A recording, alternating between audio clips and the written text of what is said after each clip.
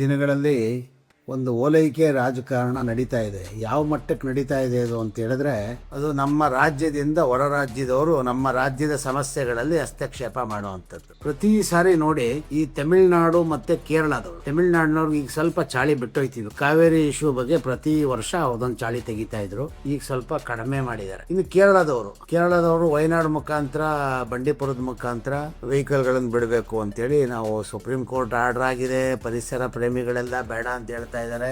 ಎಲ್ಲರೂ ವಿರೋಧ ಇದ್ರೂ ಕೂಡ ಅವ್ರ ಲಾಬಿ ಅಂತೂ ನಡೆಸ್ತಾನೆ ಇದೆ. ಆದ್ರೆ ನಿಜಕ್ಕೂ ಕೂಡ ಇವತ್ತು ಖಂಡನೆ ಮಾಡಬೇಕಾದಂತ ವಿಚಾರ ಅಂತ ಹೇಳಿದ್ರೆ, ಬೆಂಗಳೂರಿನ ಒಂದು ಬಡಾವಣೆ, ಕೃಷ್ಣ ಬೈರೇಗೌಡ ಅವರು ಪ್ರತಿನಿಧಿಸುವಂತ ಬಡಾವಣೆ, ಇವತ್ತು ಸರ್ಕಾರ ತಗೊಂಡಿರುವಂತ ನಿರ್ಧಾರ ನಿಜಕ್ಕೂ ಕೂಡ ಸ್ವಾಗತಾರ್ಹ ಇರುವಂತದ್ದು. ಅಲ್ಲಿ ಒಂದು ಕೋಗಿಲು ಅನ್ನುವಂತ ಒಂದು ಗ್ರಾಮದಲ್ಲಿ ಸರ್ಕಾರಿ ಜಾಗದಲ್ಲಿ, ಸರ್ಕಾರಿ ಜಮೀನಿನಲ್ಲಿ ಅನಧಿಕೃತವಾಗಿ ಕಟ್ಟಡಗಳನ್ನ ಕಟ್ಟಿಕೊಂಡು, ಅನಧಿಕೃತವಾಗಿ ಕರೆಂಟ್ ಅನ್ನು ತಗೊಂಡು, ಅನಧಿಕೃತವಾಗಿ ನೀರು ತಗೊಂಡು, ಯಾವುದೇ ಒಂದೇ ಒಂದು ರೂಪಾಯಿ ತೆರಿಗೆ ಕಟ್ತೇನೆ 16 ವರ್ಷಗಳಿಂದ ವಾಸ ಮಾಡ್ಕೊಂಡು ಬಂದಿದ್ದಾರೆ. ಇವರೆಲ್ಲ ಯಾರು?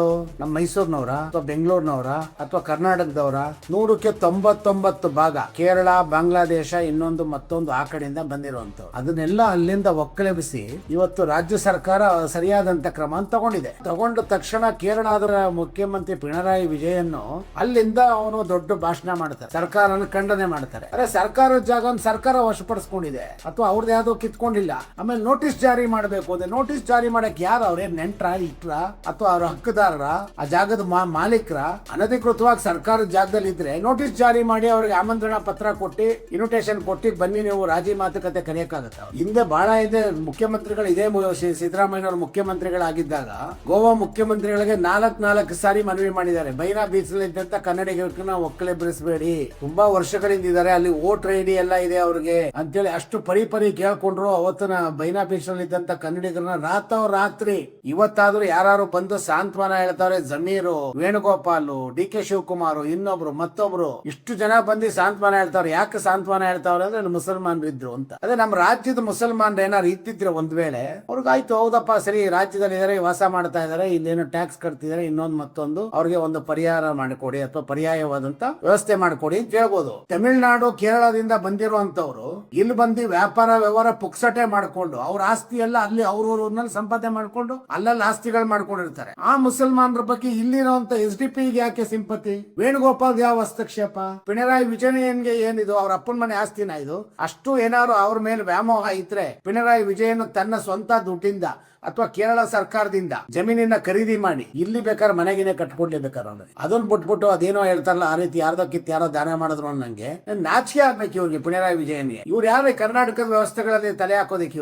ಇವ್ರಿಗೊಂದಕ್ಕೆ ಏನ್ ಸಂಬಂಧ ಇದೆ ಅವ್ರಿಗೆ? ಸೊ ಈ ರೀತಿ ಹಸ್ತಕ್ಷೇಪ ಮಾಡುವಂತದ್ದು. ಅದಕ್ಕಿಂತ ಮುಂದೆ ಬಂದು ಹೇಳ್ತೀನಿ, ಜಮೀರ್ ಅಹಮದ್ ಅವ್ರಿಗೆ ಹೇಳ್ತೀನಿ, ನೀವು ಪರ್ಯಾಯ ವ್ಯವಸ್ಥೆಗಳನ್ನ ಮಾಡಬೇಕು. ನೀವು ಅನುಕಂಪದ ಆಧಾರದ ಮೇಲೆ ಇನ್ನೊಂದು ಮತ್ತೊಂದು ಎಲ್ಲ ಮುದ್ದಾಗಿ ಮಾತಾಡ್ತಾ ಇದೀರಿ. ನೀವು ಯಾರಿಗೆ ಪರ್ಯಾಯ ವ್ಯವಸ್ಥೆ ಮಾಡ್ತೀರಾ? ನೀವು ಕನ್ನಡಿಗರಿಗೆ ಮಾಡ್ರಿ ಅಥವಾ ಇಲ್ಲೇ ಹುಟ್ಟಿ ಬೆಳೆದಂತ ಮುಸಲ್ಮಾನರಿದ್ರೆ ಅವ್ರಿಗೆ ವ್ಯವಸ್ಥೆ ಮಾಡಿ. ನೀವು ಕೇರಳದಿಂದ ಬಂದಂತವ್ರು ನೀವೇನು ವ್ಯವಸ್ಥೆ ಮಾಡ್ತೀರಾ? ಇವ್ರಿಗೆಲ್ಲ ನಾಚಿಕೆ ಆಗ್ಬೇಕು. ಕನ್ನಡಿಗ ಹೋಗಿ ಹೊರಗಡೆ ರಾಜ್ಯದಲ್ಲಿ ಒಂದ್ ಬೆಂಕಿಪಟ್ಟಣ ಮಾರಾಟ ಮಾಡೋ ವ್ಯಾಪಾರಸ್ಥ ಆಗಕ್ಕಾಗೋದಿಲ್ಲ, ಹೊರಗಡೆ ಏನು ಮಾಡಕ್ಕಾಗೋದಿಲ್ಲ. ಕರ್ನಾಟಕ, ತಮಿಳುನಾಡು ಮತ್ತೆ ಕೇರಳದಲ್ಲಿ ಕರ್ನಾಟಕದಿಂದ ಹೋದಂತವ್ರು ಹೀನಾಯ ಸ್ಥಿತಿಲಿ ಬದುಕಬೇಕಾಗುತ್ತೆ. 1,000 ಜನ ಏನಾದ್ರು ವ್ಯಾಪಾರಸ್ಥರು ಹೋದ್ರೆ 100 ಜನ ಮಾತ್ರ ಅಲ್ಲಿ ವ್ಯಾಪಾರ ನೆಮ್ಮದಿಯಿಂದ ಮಾಡಕ್ ಆಗುವಂತದ್ದು. ಅದು ಏನು ಸ್ಥಳೀಯ ಭಾಷೆ ಗೊತ್ತಿದ್ರೆ, ಗೊತ್ತಿಲ್ಲ ಅಂತ ಹೇಳಿದ್ರೆ ಬದಿಬಾರ್ ಜಾಗದಲ್ಲಿ ಒದ್ದು ಓಡಿಸ್ತಾರೆ ಆಚೆಗೆ. ಇಲ್ಲಿ ಆ ರೀತಿ ಇಲ್ಲ. ನಮ್ಮಲ್ಲಿ ಆಟೋಮೆಟಿಕ್ ರೋಮಿಂಗ್ ಆಗ್ಬಿಡ್ತೀವಿ. ಅವ್ನು ನೋಡ್ತಾ ಇದ್ದಂಗೆ ನಾವೇ ಉರ್ದು ಮಾತಾಡ್ತೀವಿ, ನಾವೇ ತಮಿಳು ಮಾತಾಡ್ತೀವಿ, ನಾವು ಬೇಕಾದ ಭಾಷೆ ನಾವೇ ಮಾತಾಡಕ್ ಶುರು ಮಾಡ್ಬಿಡ್ತೀವಿ.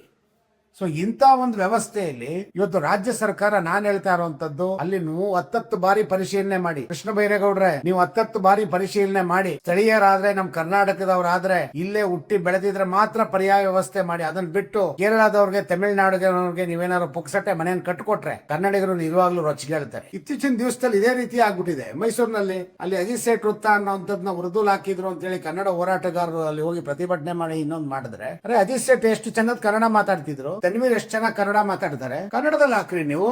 ಅದನ್ನ ತೆಗೆದಿದ್ದಕ್ಕೆ ಪೊಲೀಸ್ನವರು ನಿಜವಾಗ್ಲೂ ಪೂರ್ಣ ಹೊಣೆಗೇಡಿಗಳು, ಅಂದ್ರೆ ಪೊಲೀಸ್ ಇಲಾಖೆ ಹೊಣೆಗೇಡಿಗಳೇ. ಆ ಕನ್ನಡ ಹೋರಾಟಗಾರರ ಮೇಲೆ ನೀವು ಕೇಸನ್ನು ದಾಖಲು ಮಾಡಿ. ಎಲ್ಲೋದ್ರು ಕನ್ನಡ ಹೋರಾಟಗಾರಗಳು, ರಾಜ್ಯ ಸಮಿತಿ, ರಾಷ್ಟ್ರ ಸಮಿತಿ, ರಾಜ್ಯಾಧ್ಯಕ್ಷ, ಆ ಅಧ್ಯಕ್ಷ, ಈ ಅಧ್ಯಕ್ಷ ಅಂತ ಹಾಕೊಳ್ಳೋ ಅಂತವ್ರು ಒಬ್ಬನೇ ಒಬ್ಬ ಯಾವನು ಕೂಡ ಕನ್ನಡ ಹೋರಾಟಗಾರರು, ಆ ಯಾರು ಹೋರಾಟಗಾರರಿದ್ದಾರೆ ಅವ್ರ ಪರವಾಗಿ ಒಂದೇ ಒಂದು ಸ್ಟೇಟ್ಮೆಂಟ್ ಕೊಡ್ಲಿಲ್ಲ. ಉರ್ದುಲ್ ಹಾಕ್ಬೇಕಾದಂತ ಅನಿವಾರ್ಯತೆ ಎಲ್ಲೂ ಇಲ್ಲ. ಇದು ಕನ್ನಡ ಬೇಡ, ಕನ್ನಡಕ್ಕೆ ಮೊದಲನೇ ಆದ್ಯತೆ ಕೊಡಬೇಕು. ಅದನ್ನ ಬಿಟ್ಟು ಬೇರೆ ಭಾಷೆಗಳಿಗೆ ಆದ್ಯತೆ ಕೊಡ್ತಾ ಇರುವಂತದ್ದು ಅಥವಾ ಇನ್ನೊಂದು ಈ ತುಷ್ಟೀಕರಣ ಇದೆಯಲ್ಲ, ಇದು ನಿಜಕ್ಕೂ ಕೂಡ ಖಂಡನೀಯ ಇದೆ. ನಿಜಕ್ಕೂ ಕೂಡ ಖಂಡನೀಯ ಇದೆ. ನಾನು ಪೊಲೀಸ್ ಇಲಾಖೆಯಲ್ಲಿ ಮತ್ತೊಮ್ಮೆ ಹೇಳ್ತೀನಿ, ನಾನು ಏನಾದ್ರೂ ಒಂದು ವ್ಯವಸ್ಥೆಯಲ್ಲಿ ಮಾಡ್ಬೇಕಾದ್ರೆ ಜನ ನೋಡ್ತಾ ಇದ್ದಾರೆ, ನಿಮ್ನೆಲ್ಲ ಜನ ನೋಡ್ತಾ ಇದ್ದಾರೆ, ಪೊಲೀಸ್ ಇಲಾಖೆಯನ್ನು ಗಮನಿಸ್ತಾ ಇದ್ದಾರೆ, ವ್ಯವಸ್ಥೆಗಳು ಯಾವ ರೀತಿ ಹಾಳಾಗ್ತಾ ಇದೆ ಅಂತ ಗೊತ್ತಾಗ್ತಾ ಇದೆ. ನಿನ್ನೆ ಇನ್ನೂ ಹಸಿ ಘಟನೆ ಇದೆ, ಅರಮನೆ ಘಟನೆ ನಡೆದು ಯಾವ್ದು ನಿಷೇಧಿತ ಒಂದು ಇದನ್ನ ಬಳಕೆ ಮಾಡ್ಕೊಂಡು ನಿರ್ಭಯವಾಗಿ ನಿಶ್ಚಿಂತೆಯಿಂದ ವ್ಯಾಪಾರ ಮಾಡ್ತಾ ಇದ್ದಾನೆ. ಅದು 16 ವರ್ಷದಿಂದ ಮಾಡ್ತಾನೆ, ದಸರಾದಲ್ಲಿ ಮಾಡ್ತಾನೆ. ಅದಕ್ಕೆ ಏನು ಹೊಗಳಿಕೆ ಪ್ರಶಂಸೆಗಳೆಲ್ಲ ಬರ್ತಾ ಇದೆ. 3 ಜನ ಜೀವ ಹೋಗಿದೆ ಒಂದು ಸೇರಿದಾಗೆ. ಸರ್ಕಾರ ನಡೆಸ್ತಾ ಇರುವಂತವ್ರಿಗೆ ಮೊದಲನೇದು ರಾಜ್ಯದ ಬಗ್ಗೆ ಅಭಿಮಾನ ಇಲ್ಲ, ಭಾಷೆ ಬಗ್ಗೆ ಅಭಿಮಾನ ಇಲ್ಲ, ಸುಮ್ಮನೆ ನಾಮಕಾವಸ್ಥೆಗೆ ಹೇಳ್ತಾ ಇದಾರೆ. ಅದನ್ನ ಬಿಟ್ಟು ಒಂದು ವರ್ಗದ ತುಷ್ಟೀಕರಣ ನಿಲ್ಲಿಸ್ತಾ ಇದ್ರೆ ನಾವು ಅಧೋಗತಿಗೆ ಹೋಗ್ತೀವಿ ನಾವು. ಅದರಿಂದ ನಾನು ಮತ್ತೊಮ್ಮೆ ಸರ್ಕಾರದಲ್ಲಿ ನಾನು ಮನವಿ ಮಾಡ್ಕೊಳ್ತಾ ಇರುವಂತದ್ದು, ಕೋಗಿಲು ಗ್ರಾಮದಲ್ಲಿ ತಗೊಂಡಂತ ಕ್ರಮ ಬಹಳ ಚೆನ್ನಾಗಿದೆ. ಯಾವುದೇ ಕಾರಣಕ್ಕೂ ಕರ್ನಾಟಕದಲ್ಲಿ ಅಲ್ಲದೆ ಇರುವಂತವ್ರಿಗೆ, ಕನ್ನಡಿಗರು ಅಲ್ಲದೆ ಇದ್ದಂತವ್ರಿಗೆ, ಅವ್ರು ಹಿಂದೂಗಳಾಗ್ಲಿ ಮುಸಲ್ಮಾನರಾಗ್ಲಿ, ಕೇರಳ ಮತ್ತೆ ತಮಿಳುನಾಡು ಅಥವಾ ಇನ್ನೊಂದು ಎಲ್ಲಿಂದ ಬಂದಿದ್ದವ್ರಿಗೆ ನೀವು ಪರ್ಯಾಯ ವ್ಯವಸ್ಥೆಯನ್ನು ಮಾಡಿಕೊಡುವಂತ ನಿಜಕ್ಕೂ ಖಂಡನೀಯ ಇದೆ. ಇಲ್ಲಿ ನಮ್ಮ ಯಾರು ಇಲ್ಲಿ ಹುಟ್ಟಿ ಬೆಳೆದು ಇಲ್ಲಿ 3 ತಲವಾರು 4 ತಲವಾರು ವಾಸ ಮಾಡ್ತಿದ್ದಾನೆ, ಅವ್ರಗಳಿಗೆ ವ್ಯವಸ್ಥೆ ಮಾಡ್ಕೊಡಿ. ಇದಕ್ಕೊಂದು ಅರ್ಥ ಇರುತ್ತೆ. ಪಿಣರಾಯಿ ವಿಜಯನ್ ಹೇಳಿದ್ರು, ಅಲ್ಲಿ ವೇಣುಗೋಪಾಲ್ ಹೇಳಿದ್ರು, ನಿಮ್ಗೆ ಹೈಕಮಾಂಡ್ ಹೇಳೋದು ಅಂತ. ಹೈಕಮಾಂಡ್ ಅವ್ರ ಅಪ್ಪನ ಮನೆಯದಲ್ಲ, ಅದು ಆಸ್ತಿ ಇದೆ, ಕರ್ನಾಟಕರ ಆಸ್ತಿ ಇದೆ, ಕನ್ನಡಿಗರ ಆಸ್ತಿ ಉಳಿಬೇಕಾಗಿದೆ.